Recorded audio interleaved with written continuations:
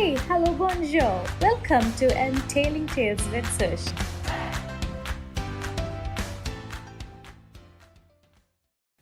While preparing the content for this episode, I was thinking the heading must be something like the power of tongue. Then I went on to rephrase it saying the gift of tongue. Yes, the most powerful part of our body is our tongue. It's like technology. It has the power to save and the power to destroy. It's up to us on how we use it for the good of ourselves and the ones around us. More than what has to be told, we must be aware of what must not be told. That which has to be told, when not told, and telling what should not be told, both are very harmful. There is a beautiful verse which says, "The good person out of the good treasures of his heart produces good, and the evil person out of the evil treasures produces evil. For out of the abundance of the heart, the mouth speaks." Let's feed our heart with positive and good thoughts. Actually, even using a negative word will create a big impact. Many people don't pay attention how much the words we use affect our emotions. If we use negative words, we are bound to feel more negative than if we use positive words. For example, when you say, "I hate white cars," when you could say, "I like red cars." Concentrate with positive words on what you like instead of what you don't like. Mostly, it is just a habit we have never noticed. Let me explain that with the help of a small story very quickly. Tom and Jim are cousins, and both were hanging on the branch of a very tall tree, swinging back and forth. Tom's father and Jim's mother noticed the kids were up high on the tree and they could fall. Suddenly, a gust of wind came over the tree and the tree started to sway. Tom could hear the voice of his father saying, "Tom, hold on tightly." On the other side, Jim's mother was saying, "Jim, don't fall." Just in that moment, they saw that Jim had fallen out of the tree and was little hurt. Tom scampered down the tree to safety. After getting home, Jim's mother asked Tom's dad.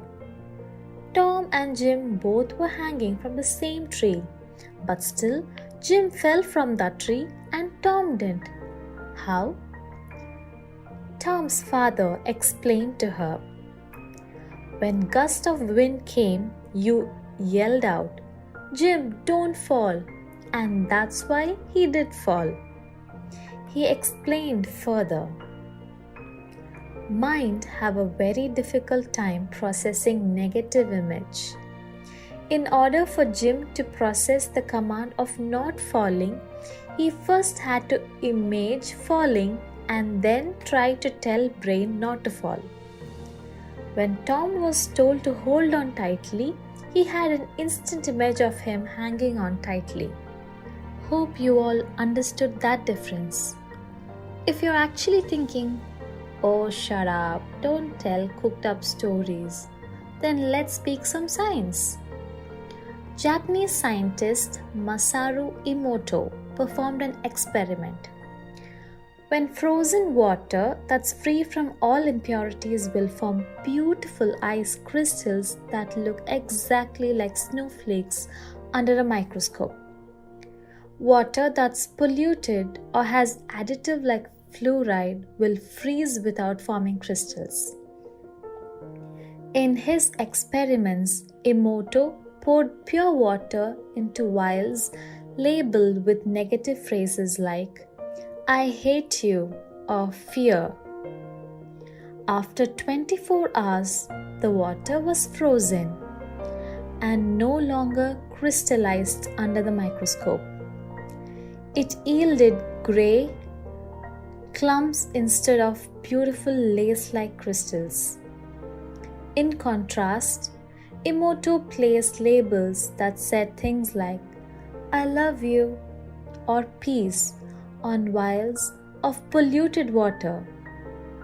And after 24 hours, they produced gleaming, perfectly hexagonal crystals. Emoto's experiments proved that energy generated by positive or negative words can actually change the physical structure of an object.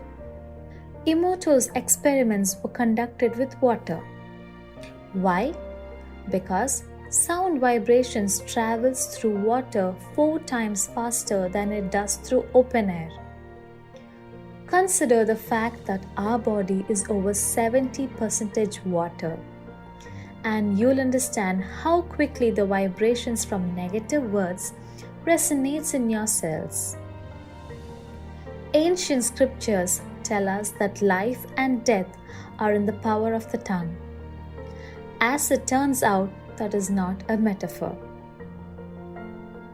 Hence, let's stop the habit of self-criticism as well as criticizing others. No more gossips or words of anger. If you have negative people around you, try to stay away when possible. Else, try to pass on your positivity and try to elevate their spirit. Surround yourself with positive and uplifting words. One kind word can change a person's entire mindset, day, or even life. Appreciation, gratitude, motivation are some of my boosting tips to help spread positivity. When you make someone happy, you end up being happy. And that someone might pass on that positivity to another someone. And we create a positive chain reaction. Let us all work to use our tongues to make a difference in rising people up instead of tearing people down. Be a healer to others by your words. Thank you and have a great day.